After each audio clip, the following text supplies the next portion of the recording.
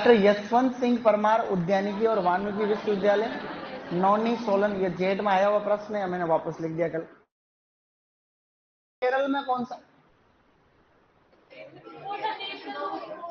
Central plantation crop research institute, CPCRI। और करनाल हरियाणा में तो क्या है? NDRI। अपन ने तो नहीं पढ़ा था NDRI। कर्नल राम जी, आपसे रिक्वेस्ट है भाई कि ये रोज की बात, मतलब ये पिछले कई दिनों से ये रिपीट हो रही चीज। अभी तो बच्चे बोल रहे हैं भले आगे, लेकिन बहुत देर बाद आई है, तो इसको आप परमानेंट ही ऐसा करो कि सिस्टम ही बदल दो, ठीक है ना। अब यहाँ देखो, ये कुछ एनआरसीज दे रखे हैं, ठीक है ना। इधर तो फ्रूट दे रखे हैं, एनआरसी। इसमें कंफर्म गलत हुआ होगा तुम्हारा, नहीं? वाह, अच्छी बात है। केले का सोलापुर में थोड़ी है, तो यही गलत है इसमें। अंगूर का कहाँ पे है? नागपुर में। ये भी गड़बड़ है, सही पहचानना अपने में ना। लीची का मुजफ्फरपुर में है, तो ये तीसरा वाला सही है। कौन सा पादप ऑक्सीजन के ऑक्सीजन के जैव संश्लेषण या बायोसिंथेसिस के लिए? तो इसमें है इंडोल एसिटिक एसिड। ये हमने अच्छे तरीके से पढ़ रखा है। कलम में जड़ फुटान के लिए क्या लेते हैं? केला और आम को कृत्रिम ढंग से पकाने के लिए किस रसायन का प्रयोग करते हैं? हमने पढ़ा था कि फलों को कृत्रिम रूप से पकाने के लिए क्या काम में लेते हैं? Calcium carbide. खीरा वर्गीय सब्जियों में लिंग रूपांतरण हेतु हार्मोन्स का छिड़काव कौन सी अवस्था पर करते हैं? 2 से 4 सत्यपत्ती अवस्था पे करते हैं। रिचमोंड लैंग इफेक्ट यानी जीर्णता कम करना है, किससे संबंधित है? साइटोकाइनिन से संबंधित है, ये भी हमने पढ़ा। ये देखो, ये कितना बढ़िया क्वेश्चन। निम्न में से कौन सा युग्म सही है? बेंडिंग अंगूर में करते हैं क्या? रिंगिंग अमरूद में करते हैं, अंगूर में करते हैं। स्मजिंग आम। तो क्या 2,4-D को फूल और फलों को जमने से रोकता है? अगर इसकी सांद्रता 20 ppm से कम काम में ली जाए तो ये यही तो काम करेगा। वर्मी वॉश किससे प्राप्त किया जाता है?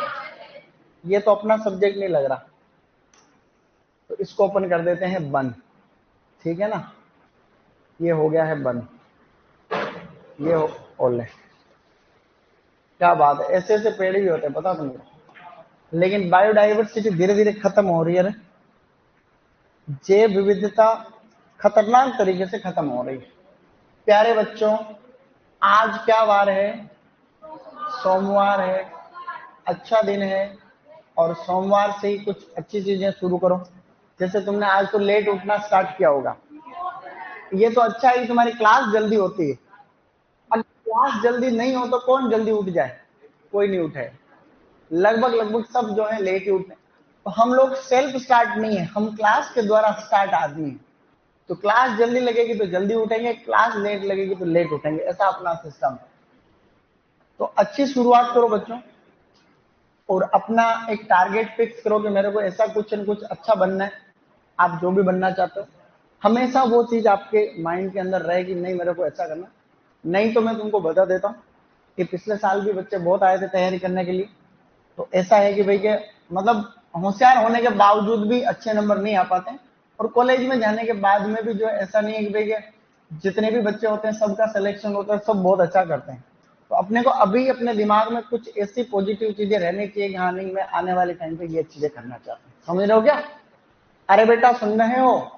तो ये सभी बातें हैं कि आप अपने माइंड में ये चीज सेट करें कि मेरे को बड़ा होकर के ये बनना है, इस तरीके से काम करना है, ताकि आपके ये कहीं कहीं डायरेक्ट इनडायरेक्ट चलता रहे।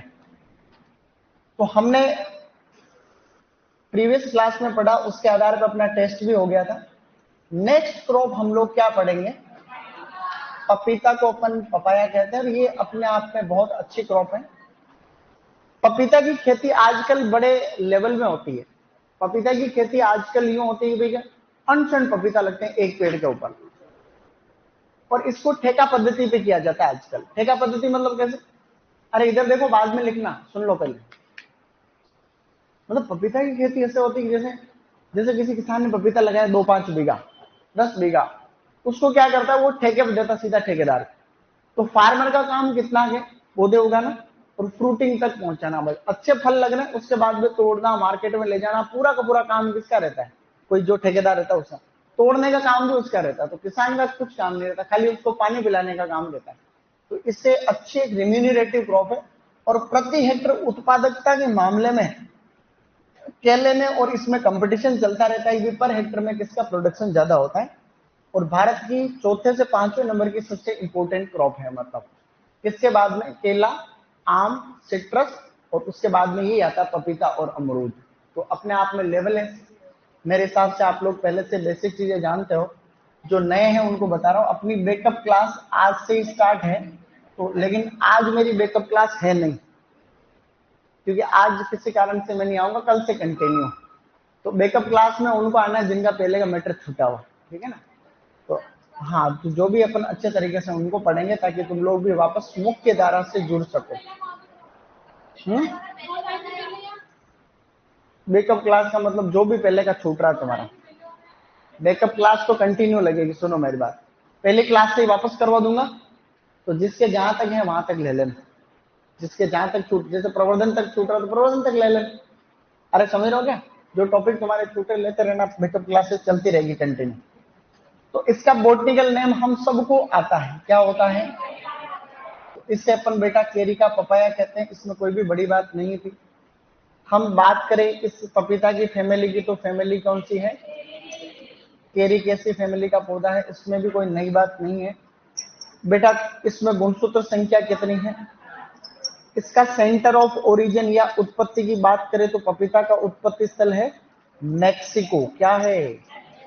और मैक्सिको को हम लोग क्या कह सकते हैं इसकी जगह पे, अपन ये कहते हैं उष्ण अमेरिका, क्योंकि इसका उत्पत्ति स्थल और अमरूद का उत्पत्ति स्थल एक ही तो है। अमरूद का और इसका उत्पत्ति स्थल सेम है, मिर्च का भी यही है। आप लोगों को पता होगा फ्रूट टाइप क्या होता है, तो फ्रूट टाइप होता सरस या फिर बेरी। सरस और बेरी और किस किस का होता है, केला, पपीता, अंगूर, अमरूद, चीकू। क्या था, केला, पपीता। क्या बात। हम बात करें अगर खाने योग्य भाग की, तो पपीता का बीच वाला भाग खाया जाता है, जिसको अपन क्या कहते हैं, मीजोकार्प। ये बेसिक है, और ज्यादातर प्रश्न जो पूछे जाते हैं वो बेसिक से ही पूछे जाते हैं, ठीक है ना। बैकअप क्लास कल से शुरू हो जाएगी अपने, ठीक। आज से सावन शुरू हो गया, सावन का महीना भी शुरू हो गया, तो बढ़िया है। सावन का अलग ही लेवल रहता है। देखो गांव में एक कहावत है, सावन के महीने तो ज्यादा कहावतें तो मेरे को आती नहीं। सावन में एक तो छाछ नहीं पीनी चाहिए, ऐसा कहते।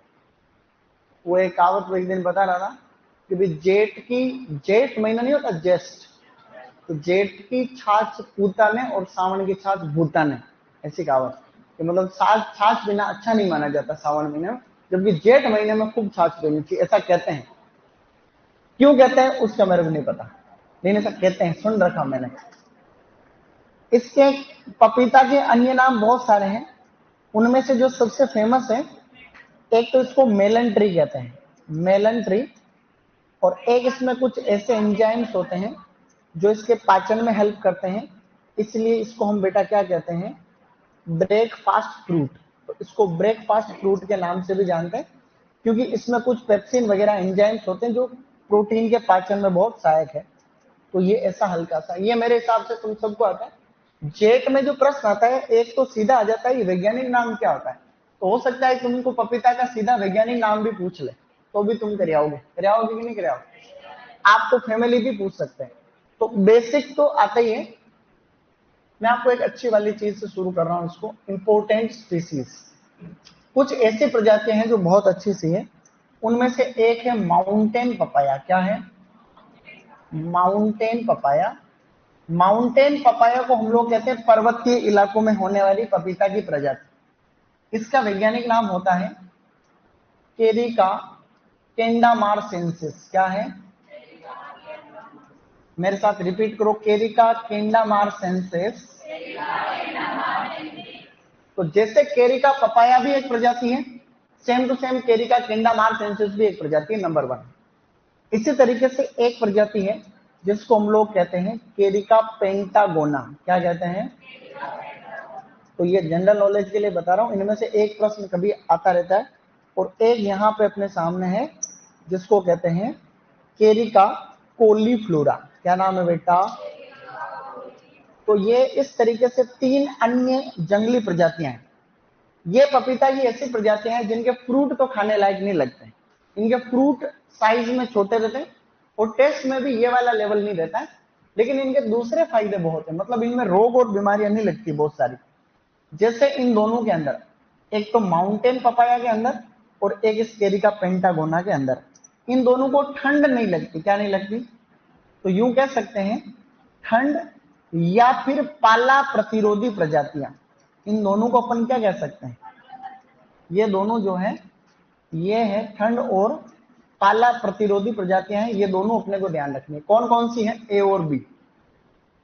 तो इनमें से भी जो प्रश्न पूछा जाता है वो ज्यादातर पूछा जाता है केरिका केंडामारसेंसिस का, कि निम्नलिखित में से पपीता की ठंड प्रतिरोधी या पाला प्रतिरोधी प्रजाति का नाम बताओ, तो केरिका केंडामारसेंसिस। ऐसा हल्का सा ध्यान रखना है, ये बड़े एग्जाम में पूछते हैं। केरिका कोलीफ्लोरा की क्या विशेषता है? इसमें वायरस नहीं लगता, तो ये विषाणु प्रतिरोधी या वायरस प्रतिरोधी प्रजाति। अच्छा एक बात बताओ, इन जंगली प्रजातियों का क्या महत्व है संकरण में? तो हम ऐसा बायोलॉजी में आप एक टॉपिक पढ़ोगे प्लांट ब्रीडिंग में, कि ये जितनी भी जंगली प्रजातियां होती या फिर किसी भी किस्म के अंदर अपने को अगर नया गुण डालना है, पीछे सुनकर लोग लिख रहे हैं, देखो साथ में। मैंने कहा पेन को नीचे रखो, इधर देखो। मैंने ये कहा कि कोई भी नई प्रजाति या नई किस्म विकसित करनी जिसमें कोई नया गुण डालना। जैसे अपना वाला पपीते को पाला सबसे ज्यादा नुकसान पहुंचाता है, हमने पढ़ा था पहले। भाई पपीता पाले के प्रति संवेदनशील, पपीता को वायरस भी सबसे ज्यादा लगता है, पपीता को ठंड भी लगती है, तो ये सारी चीजें इसमें। तो हम आने वाले टाइम पे ऐसे किस्म विकसित करना चाहते हैं जिसमें ठंड नहीं लगे, जिसको कम ठंड लगे, या फिर जिसके अंदर वायरस नहीं लगे। तो हम क्या करेंगे? केरिका पपाया का संकरण किसके साथ कराएंगे? केरिका केंडामारसेंसिस के साथ में। जो नई प्रजाति बनेगी वो कैसी बनेगी? ठंड प्रतिरोधी या पाला प्रतिरोधी बनेगी। इसके साथ कराएंगे तो नई कैसी बनेगी? वायरस प्रतिरोधी, जिसमें वायरस नहीं लगेगा, क्योंकि पपीता में mosaic virus, ring spot virus, इस तरीके के वायरस लगते रहते, लीफ कर्ल वायरस वगैरह। तो आपने को खाली एक चीज याद रखनी है, केरिका, बोलो केरिका केंडामारसेंसिस। कई बार ये जो केरिका लिखा हुआ है ना, इस केरिका को हम लोग वेस्कोनेला के नाम से भी जानते हैं। आजकल इसको हम लोग वेस्कोनेला के नाम से भी जानते हैं। आपको याद नहीं रखने वालों में से है, इस चीज को आप देखना। जैसे मैंने यहाँ पे एक चीज बोली, केरिका पपाया। क्या बोला? केरिका पपाया। तो ये पहले वाला शब्द क्या है? जीनस है, और ये स्पीसीज है। तो इस केरिका को हम लोग आजकल और किस नाम से जानते हैं? वेस्कोनेला भी कह सकते हैं। तो केरिका पपाया को हम कह सकते हैं वेस्कोनेला पपाया। केरिका केंडामारसेंसिस, वेस्कोनेला केंडामारसेंसिस। तो ये याद नहीं रहे तो भी चल सकता है। इन सब में से हमें खाली ये एक पॉइंट याद रखना है। क्या तुमको ये याद रह सकता है? बस, अब कोई खास बात नहीं है। थोड़ी सी बातें हम पढ़ लेते हैं बच्चों। सामान्य जानकारी, सामान्य जानकारी के कुछ बिंदु आप लोगों ने ऑलरेडी डिस्कस किए हुए हैं। कौन कौन से डिस्कस किए हुए हैं? सबसे पहला पॉइंट आपने पढ़ा है कि पपीता में कौन सा विटामिन होता है। तो पपीता के अंदर दूसरे नंबर पे सबसे ज्यादा विटामिन ए पाया जाता है। सबसे ज्यादा किसमें होता है? आम के अंदर होता है। इसमें कितना होता है? 2020 इंटरनेशनल यूनिट प्रति 100 ग्राम। मतलब 100 ग्राम के अंदर कितना सारा जो है ये रहता है। आम के अंदर कितना रहता है? आम में तो बेटा आम के अंदर रहता है 4800 IU प्रति 100 ग्राम। अभी तुम्हारे पीजी में भी प्रश्न आया था इसमें, सीयूईटी के अंदर बायो के पेपर में। एक्चुअली जो विटामिन ए होता है उसका प्रीकर्सर बीटा कैरोटीन होता है। क्या होता है? तो एक प्रश्न यूं भी आया हुआ है पहले कि पीले रंग के फल मुख्यतया किसके स्रोत होते हैं? तो पीले रंग के फल विटामिन ए के स्रोत माने जाते हैं। ऐसा कभी आ जाओगे तो आ जाओ। पपीता का लाल रंग किसके कारण होता है? तो पपीता का लाल रंग होता है बेटा लाइकोपीन के कारण। हालांकि ये इतना इंपॉर्टेंट नहीं है। पपीता का पीला रंग एग्जाम के अंदर ज्यादा पूछा जाता है। तो पपीता का पीला रंग किसके कारण होता है? क्या हमने ये चीज पहले पढ़ी हुई है? ये ज्यादातर पॉइंट हमने डिस्कस कर रखे हैं। ये तुम्हारा परीक्षा में पूछा जाएगा कि पपीता का पीला रंग जो है वो आपका केरिका जेंथिन के कारण होता है। पपीता को भारत में कौन लेकर का है? पुर्तगाली लेकर का है। तो यहाँ पर अपन लिख सकते हैं, हमने पहले पढ़ा हुआ है उस हिसाब से, कि पपीता को भारत में 16वीं शताब्दी में पुर्तगालियों द्वारा लाया गया। पुर्तगालियों द्वारा लाया गया, ऐसा याद रखना। हमने एक चीज पढ़ी थी कि भाई पपीता का उत्पत्ति स्थल तो मेक्सिको है। देखो भारत में कौन कौन लेकर के आया, बहुत सारी चीजें हैं, मैं शॉर्टकट में बता रहा हूँ। 13वीं शताब्दी में भारत में क्या आया, अंगूर। इसको कौन लेकर के आए थे, अफगानी लोग लेकर के आए थे, अफगानी। दूसरा 16वीं शताब्दी में क्या आया, तो 16वीं के अंदर आया बेटा पपीता, कौन लेकर के आए, पुर्तगाली, पुर्तगाल के लोग लेकर के आए थे। 17वीं शताब्दी में क्या आया, अमरूद, इसको भी कौन लेकर आया, पुर्तगाली लेकर के आए। तो एक्चुअली क्या है कि पुर्तगाली तो आए ही अपने यहाँ 16वीं शताब्दी में थे या 15वीं शताब्दी में थे। 1498 में वास्को डिगामा आया था, तो उसके बाद में 1500 स्टार्ट हो गया था। तो 1500 स्टार्ट होते ही फिर तो 16वीं शताब्दी, तो ये जो है पुर्तगाली बाद में आए हैं। और ये अफगानिस्तान के आक्रमण वाले तो पहले भी आए थे, तो ये पहले जो है हल्का फुल्का सा हमें ध्यान दे तो ठीक है। एक इसमें कार्पिन नामक तत्व पाया जाता है, पत्तियों से बाकी पौधे के अंगों से निकाला जाता है। तो पपीता के अंदर बेटा कार्पिन तत्व पाया जाता है, जो कि मूत्र व हृदय रोगों में सहायक, मूत्र व हृदय रोगों में सहायक। इसको मूत्र रोग का मतलब होता है डाईयूरेटिक प्रॉपर्टी। डाईयूरेटिक शब्द का मतलब होता है जो यूरिन के फ्लो को बढ़ाता है, मतलब उससे पेशाब जल्दी जल्दी आता है टॉयलेट में। तो किडनी वगैरह ये जो प्रॉब्लम होती है, तो ये डाईयूरेटिक में काम आता है, हल्का सा याद रखना, ज्यादा कोई खास बात है नहीं। ये एक प्रकार का पॉलीगेमस प्लांट है। कैसा है, अब पॉलीगेमस का मतलब क्या होता है, पॉलीगेमस का मतलब इसके अंदर तीनों सेक्स फॉर्म पाई जाती है, 3 सेक्स फॉर्म। प्यारे बच्चों 3 सेक्स फॉर्म कौन कौन सी होती है, तीनों सेक्स फॉर्म कौन सी होती है, एक तो नर, एक मादा और एक द्विलिंगी। द्विलिंगी को क्या कहते हैं, क्या कहते हैं बच्चों, हर्माफ्रोडाइट। क्या ये शब्द नहीं पढ़ा हमने पहले, द्विलिंगी को हम लोग क्या कहेंगे आने वाले टाइम, हर्माफ्रोडाइट। तो हर्माफ्रोडाइट, तो तीनों तरीके की सेक्स फॉर्म पपीता के अंदर आपको देखने को मिलेगी, उसको अपन क्या कहते हैं, पॉलीगेमस प्लांट कहते हैं। इनमें से हमें याद रखने वाला बिंदु एक तो ये है और एक ये है। क्या 2 पॉइंट अपने को याद नहीं रहेंगे, बस कोई खास नहीं था, नॉर्मल। अब अपन धीरे धीरे 2-3 अच्छी बातें और पढ़ने की कोशिश में है। जलवायु, पपीता को कैसी जलवायु चाहिए, पपीता को चाहिए उष्ण प्रकार की जलवायु। उष्ण को क्या कहते हो तुम लोग, ट्रॉपिकल। जो भूमध्य रेखा के आसपास है वो कौन सी जलवायु है, उष्ण ही तो है, ट्रॉपिकल। और वो उस दिन बायोडाइवर्सिटी वाला कह रहे थे अपन। अच्छा एक चीज बताओ, तुम बायो के अंदर अभी तुमने वो इकोसिस्टम वाला चैप्टर थोड़ी पढ़ा, क्या पढ़ लिया क्या है, उसमें कितनी बढ़िया चीज लिखी हुई है, वो तुम्हारे आ सकती, क्योंकि वो आईएएस वगैरह के पेपर में भी आती रहती है ऐसी लाइनें एनसीईआरटी से उठ के। मैंने कहा दक्षिण भारत है, ये इधर वाला घाट जो है इसको तो अपन क्या कहते हैं, वेस्टर्न घाट, और ये इधर वाले को क्या कहते हैं अपन, ईस्टर्न घाट। तो ये जितने भी मेंढक मेंढक होते नहीं होते क्या, मेंढक एम्फीबियंस, तो एम्फीबियंस की जो पॉपुलेशन है या फिर जो डाइवर्सिटी, वो इधर बहुत ज्यादा है और इधर कम है। ये ध्यान रखने वाला बिंदु है। प्रश्न आ जाए कथन कारण में कि भाई जो एम्फीबियंस होते हैं उनकी जो जनसंख्या या फिर डाइवर्सिटी, विविधता, वो ईस्टर्न घाट के मुकाबले वेस्टर्न घाट में ज्यादा पाई जाती है। तो ये कथन क्या है, ये सही है, ये वेस्टर्न घाट है। वेस्टर्न घाट ये इधर और ये ईस्टर्न घाट, यहाँ पहाड़ियां हैं टोटल। तो एक्चुअली जब मानसून आता, भारत में कौन सा मानसून आता, दक्षिण पूर्वी मानसून आता है, तो ये दक्षिण है, ये जो है दक्षिण पश्चिम मानसून आता है, पूर्वी थोड़ी आता है, दक्षिण पश्चिम मानसून आता है। तो अब ये मानसून जब यहाँ से आता है तो एक तो अरब सागर की शाखा तो इधर चली जाती है, सॉरी बंगाल की खाड़ी वाली इधर चली जाती है, अरब सागर वाली शाखा ही। तो मानसून की 2 धाराएं हैं, एक तो अपनी बंगाल की खाड़ी वाली और एक अरब सागर।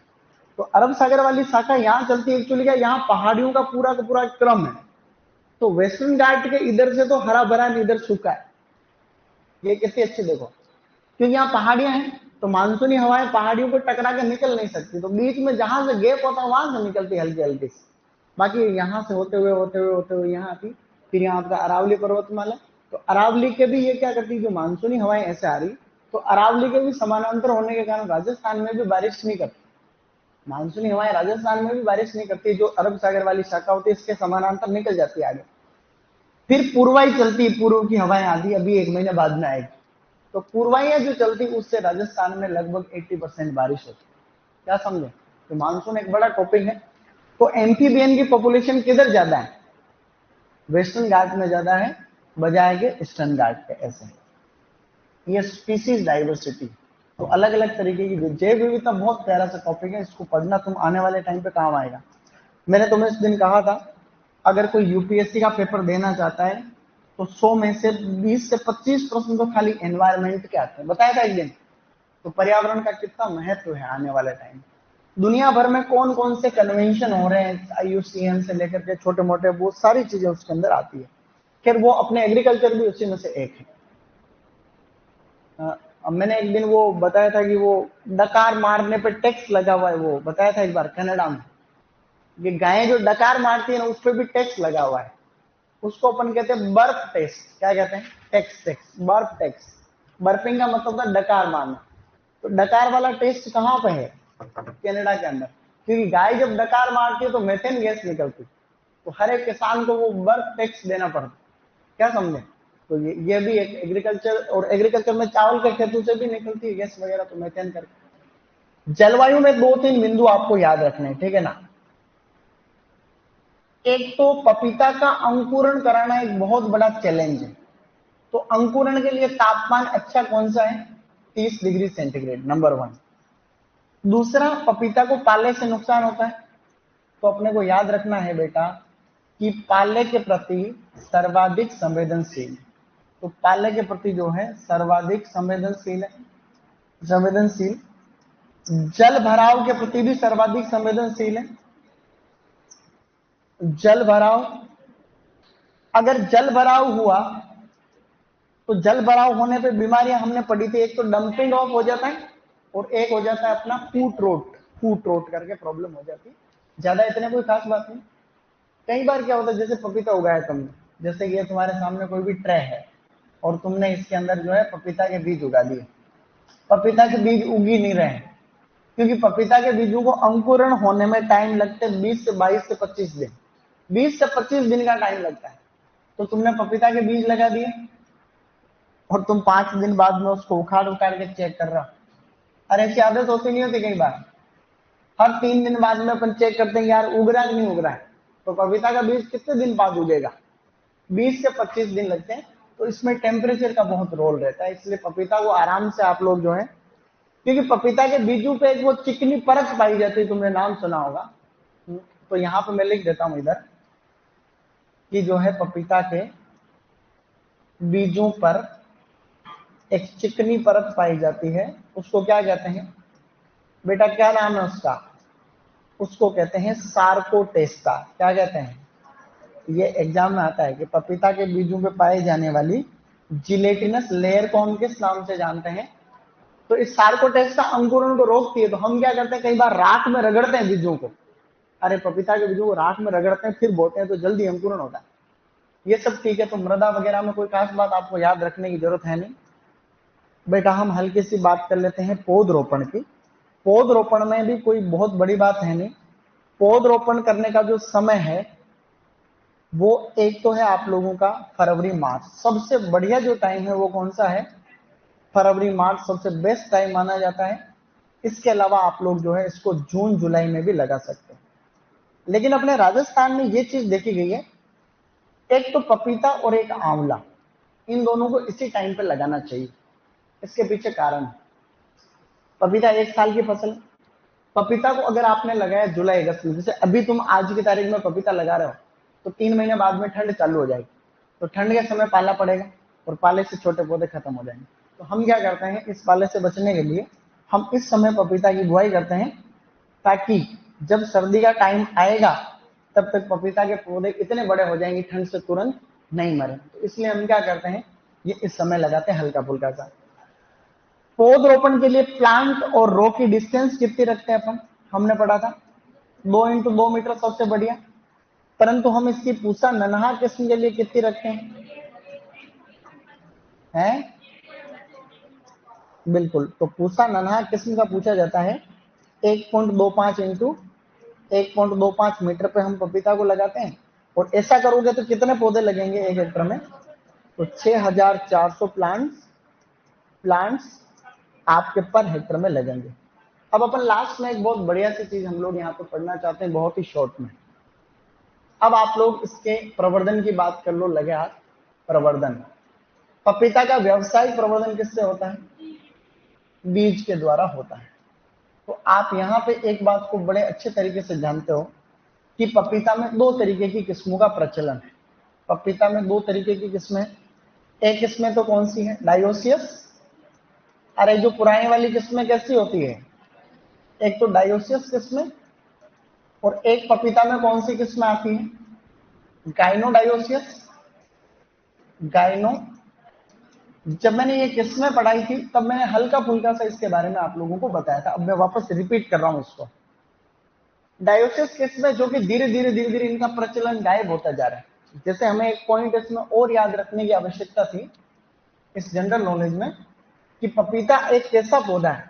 तो आप यहाँ एक पॉइंट और लिखना, पपीता एक तो है आपका द्विबीजपत्री। कैसा है? द्विबीजपत्री को हम लोग कहते हैं डाइकोट। क्या कहते हैं? और दूसरा ये आप लोगों का है एक लिंगाश्रयी। कैसा पौधा है? और एक लिंगाश्रयी को आप लोग क्या कहते हैं? डायोसियस। तो ये जो है एक प्रकार का डायोसियस प्लांट है। अभी हम लोग पढ़ेंगे क्या होता है। पपीता के अंदर नर और मादा अलग अलग पौधे पे होते हैं, उसी को डायोसियस कहते हैं। तो पपीता में प्रश्न आता है कि पपीता एक कैसा पौधा है? Dicot dioecious. कैसा है? Dicot dioecious. ऐसा हम लोगों को हल्का सा ध्यान रखने की जरूरत है। अब डायोसियस किस्मों में पपीता में क्या होता है, इस बात को हल्का सा समझिए। पुराने टाइम की किस्में अभी भी मार्केट में प्रचलन में है, ऐसी बात नहीं है। तो इसमें क्या होता है कि एक पौधे के ऊपर तो नर होता है, दूसरे पौधे के ऊपर मादा। जैसे कि एक पौधे के ऊपर तो क्या है ये? नर, और दूसरे पौधे के ऊपर क्या है ये बच्चे लोग? मादा। अब नर और मादा अलग अलग पौधे पे, क्या ये दिक्कत नहीं है अपने आप? भाई नर और मादा अलग अलग पौधे पे ये दिक्कत है रे। माना कि किसान ने लगाए 100 बीज, कितने लगाए? 50 निकल गए नर, 50 निकल गई मादा। क्या नर के ऊपर फल बनेगा? नर के ऊपर फल बनता है क्या? मादा पे ही बनता है रे खाली। तो इसमें से 50 पौधों पे तो फ्रूट लगेंगे, 50 के ऊपर कुछ भी नहीं लगेगा। इसका मतलब ये अच्छी बात नहीं है। इसलिए किसान को बड़ी दिक्कत रहती है। किसान को बीच बीच में से फिर अपने को नर को हटाना पड़ता है बीच में से। जैसे आजकल किसान ये इतना दुख देखते, देखो जैसे कोई भी खेत है तो इस एक एक गड्ढे के अंदर 2-2 पौधे लगाएंगे। क्या करेंगे? एक एक गड्ढे में 2 पौधे लगाएंगे, 2-2 पौधे लगा दिए। अब एक एक गड्ढे में 2 पौधे लगा दिए तो कहीं पे नर निकलेंगे, कहीं मादा निकलेंगे, कोई फिक्स थोड़ी है। क्या तुम लोग बीज को देख करके बता सकते हो कि नर है कि मादा है? बीज को देख करके बता सकते हैं नर है कि मादा है? लेकिन गांव में कई लोगों के पास में ऐसे आइडिया होते हैं जिससे वो पता कर लेते हैं कि क्या है। मैंने पहले ही बताई थी एक बार, लेकिन जनरली पता नहीं चलता है। तो इसके बाद में क्या करता है, जैसे 60 दिन का या 50 से 60 दिन का पौधा होता है तो इसमें फूल आना चालू हो जाते हैं। पपीता में नर फूल आता है, वो हमेशा इस तरीके से आता है, पेनिकल टाइप में।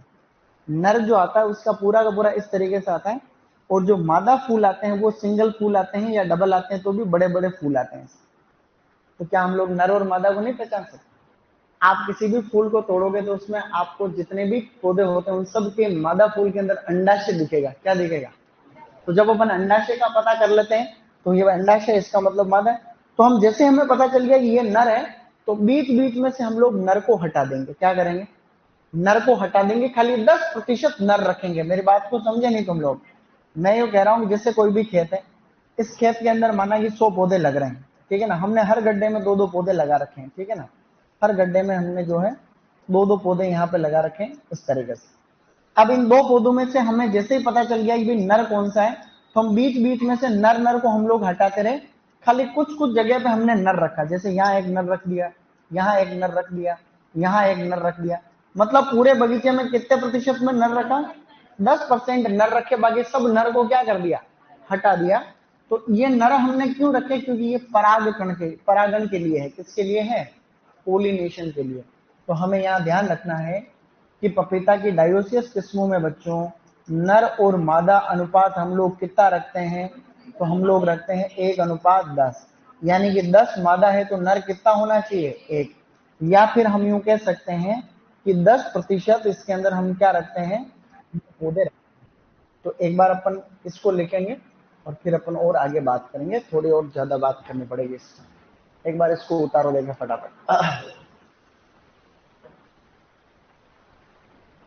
सर सीयूटी का रिजल्ट आ जाएगा क्या? कौन कह सकते, सीयूटी का रिजल्ट का भरोसा नहीं मेरे को तो।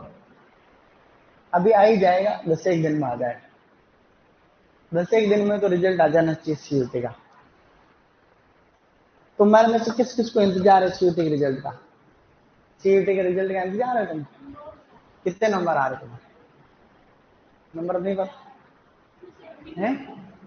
50 नंबर आ रहे, ज्यादा बता दिए तुम।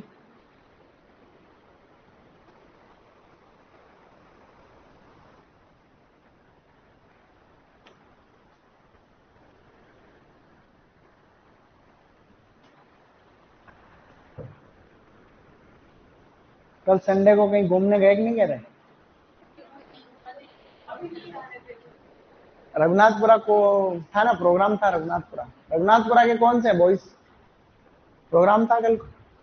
क्या था, योगा? तो डांस करा है? मूवी दिखाई नहीं दिखाई तुमको? कौन सी दिखाई? मूवी की नहीं पता कौन सी दिखाई? श्रीकांत तिवारी, श्रीकांत राजकुमार राव कौन है उसमें? अच्छी मूवी। हम लोग पता कौन सी देखे है कल? हम लोग देखे है कल की, कल की, कल की। अच्छी है वो, जबरदस्त। उसको देखो तो बात बने।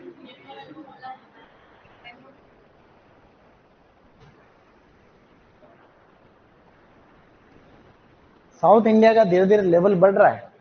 साउथ इंडिया की मूवीज का लेवल डे बाय डे मतलब रिच हो।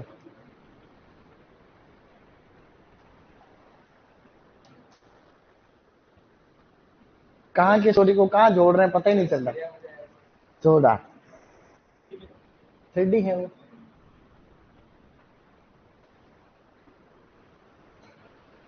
चश्मा तो लगवा ही नहीं, ऐसे थी 3D, ऐसे दिखाते हैं क्या? चश्मा दिया ही नहीं उन्होंने। नहीं अच्छी दिखी थी वो। आजकल स्क्रीन ही 3D आती है शायद, है ना? चश्मा नहीं दिया हमको तो। नहीं लेकिन 3D दिखी थी, आजकल स्क्रीन 3D आती है शायद। उनको नहीं पता, मेरे को नहीं पता, इसलिए लिखो फटा। हाँ हाँ, लेकिन वो ऐसा तो कुछ नहीं दिया।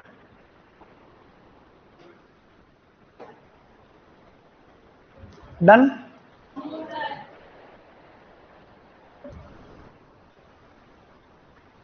ऑनलाइन वालों का अभी ये आवाज वाली दिक्कत नहीं आएगी, ठीक है?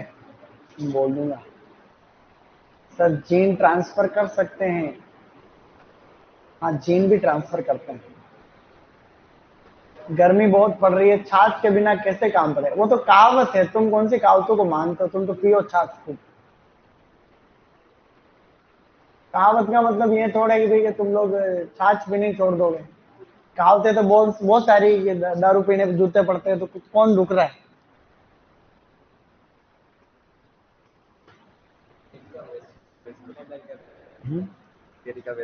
वेस्कोनेला भी है कि केरी का जो लिखा हुआ है इसको वेस्कोनेला भी कह सकते हैं, नया नाम है। जनरल नॉलेज के लिए वो याद नहीं रखना है। केरिका को वेस्कोनेला भी कह सकते हैं।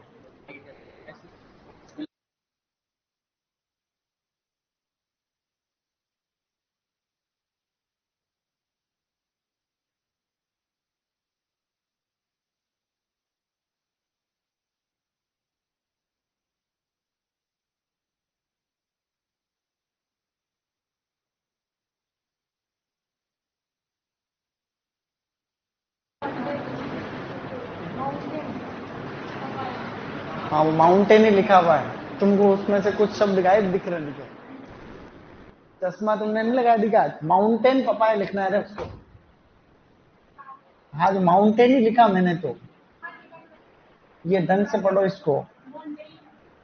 अरे पागल, इसको अच्छे से पढ़ो वापस। यही तो लिखा था, यूं मेरे को वापस से लिखवा दिया।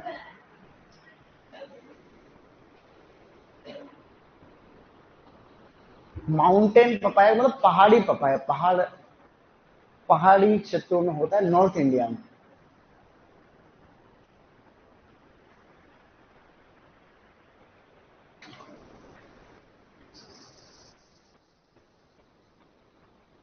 डन।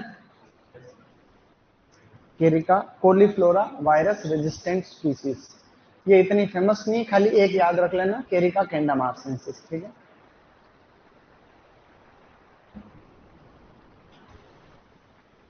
डन एवरीबॉडी, वो तो लिख लिया था ना। अच्छा,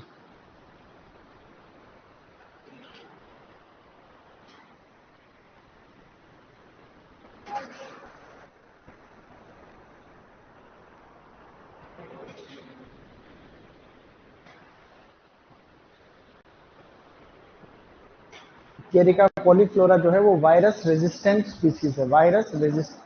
हॉर्टिकल्चर के 20 के 20 प्रश्न किसके सही थे? 20 के 20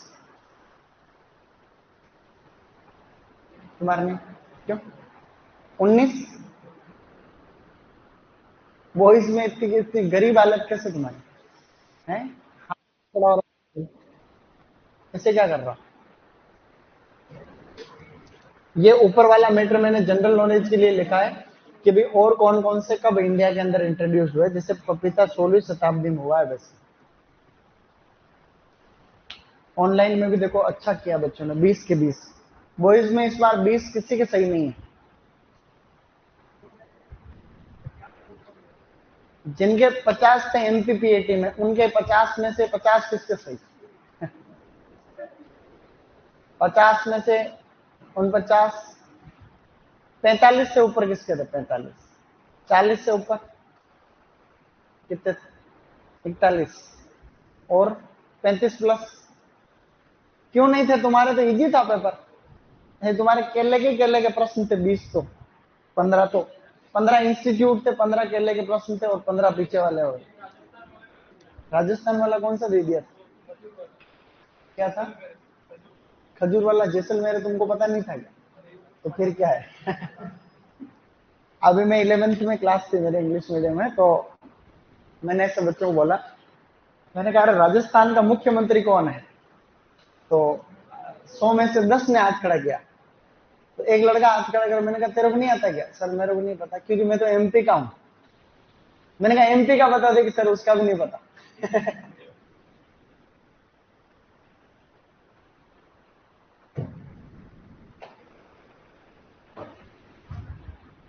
यार ऑनलाइन वालों को इसमें कम दिखे, ये तो मेरे बात सेट नहीं हो रही, क्योंकि ऑनलाइन वालों को तो दिखना चाहिए, उनके पास तो फोन है।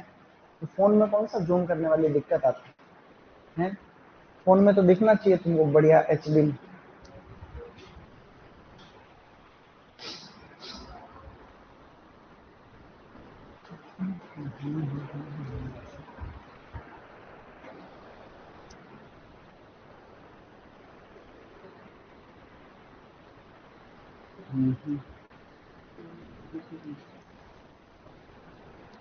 तेरे कितना सही है? क्वेश्चन कितना सही हो रहा है? हॉर्टिकल्चर में कितना हो?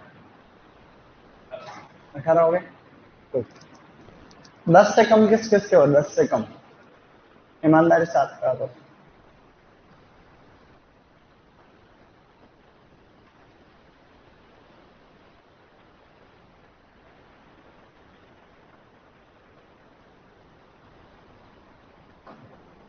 जल्दी लिखना होगा, तो तुमने को थोड़ी स्पीड बढ़ानी भी पड़ेगी।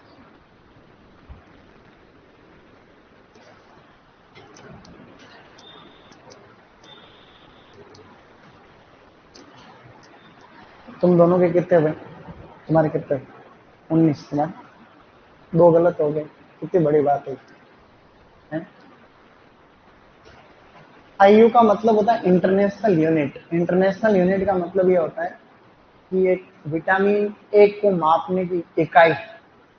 आईयू में हम लोग मापते हैं वसा में घुलनशील जितने भी विटामिन होते हैं, फैट सोल्युबल विटामिन को मापने की इकाई है आईयू, जो कि मिलीग्राम से भी बहुत छोटी यूनिट होती है।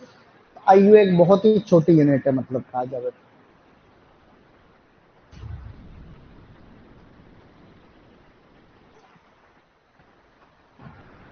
अपने कोई आंसर की में एरर थोड़ी लग रही तुमको? नहीं थी ना।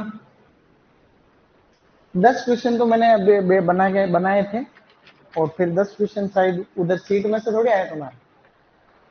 आंसर शीट तुमने हल ही नहीं करी होगी तो तुम्हें पता ही नहीं होगा। उसमें कुछ क्वेश्चन प्रैक्टिस होते हैं, प्रैक्टिस प्रैक्टिस दे रखे मैंने। अरे पीछे अपन ने प्रैक्टिस पेपर दे रखे शीट में, प्रैक्टिस क्वेश्चन दे रखे पीछे।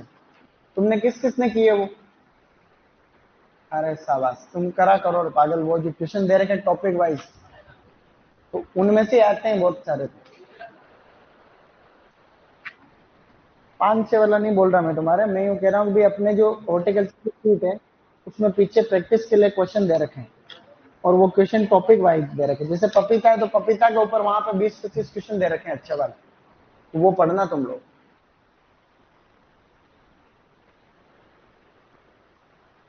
डन। ये पॉइंट में नीचे लिख लेना, ये द्विबीजपत्री और एक लिंगाश्रय।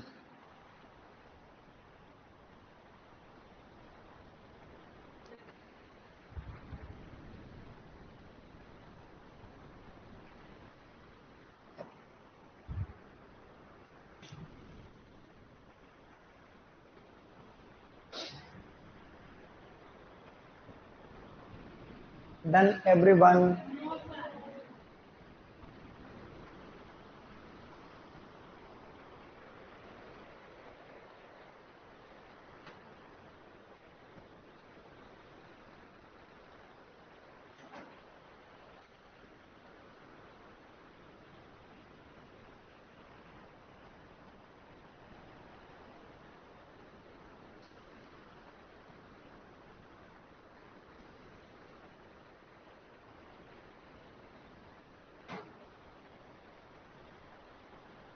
हो गया तुम्हारे कितने सही?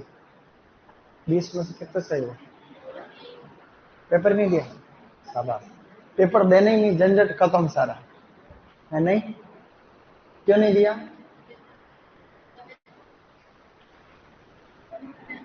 Done guys.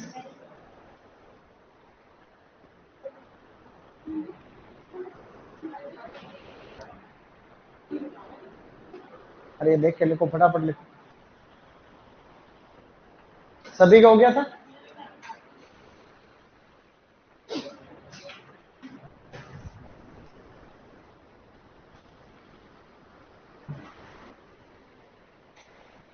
सोलहवीं के आगे लिखा हुआ है पुर्तगाली। 16वीं शताब्दी आगे पुर्तगालियों द्वारा, जो पुर्तगाल के लोग थे पुर्तगाली, और क्या।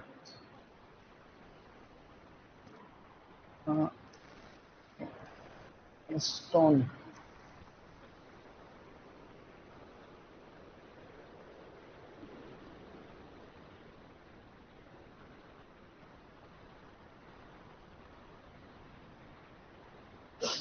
ये पूसा वाली किस्में पता कहाँ से निकाली जाती है?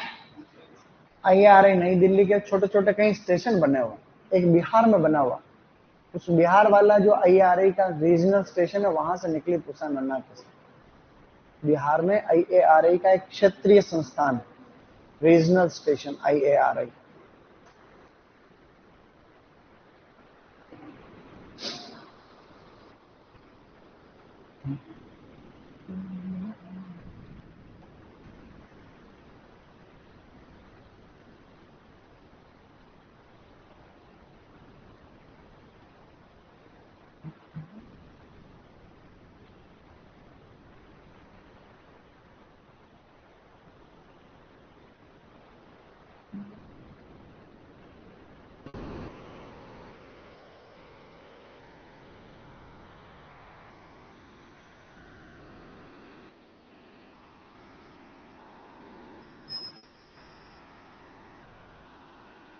पपीता को पालने से बहुत नुकसान होता है, ये याद रखना।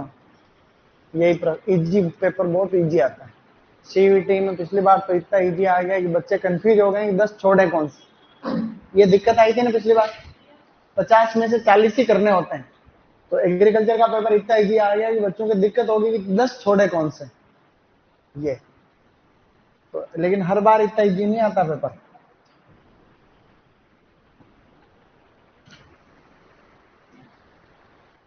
MPPAT का पेपर देखा था मैंने एक, उसमें बहुत इजी आ रखी है हॉर्टिकल्चर। हॉर्टिकल्चर कौन सी भाषा का शब्द? पोमोलॉजी में किसका अध्ययन किया जाता है?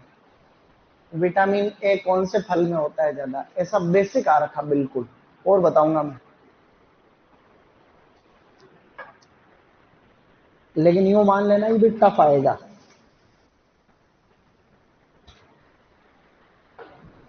Done everyone?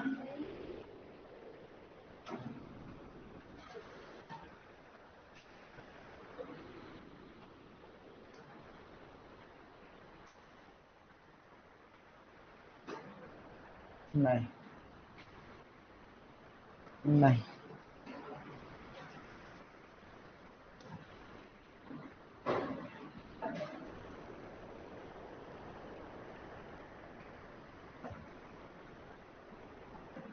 CH1 22 तारीख हो गई आज।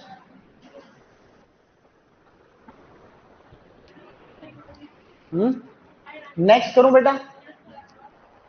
पपीता की के बीजों में पाई जाने वाली टिकरी परत सार्कोटेस। ये तो ऐसे ही लिख लो हल्का सा, लेकिन अच्छे से लिखना, इसमें कल आपको और भी लिखाऊंगा। ये मैंने आधा अधूरा बताया है अभी, इसको वापस बता दूंगा कल। तो पपीता का प्रवर्धन बीज से होता है, ये भी प्रश्न है अपना, आप समझ रहे हो क्या? पपीता का व्यवसायिक प्रवर्धन बीज से होता है, ये प्रश्न भी बहुत बार आया हुआ है। और पपीता प्राकृतिक रूप से एक डायोसिस प्लांट है, जिसमें नर और मादा अलग अलग पौधे पे पाए जाते हैं।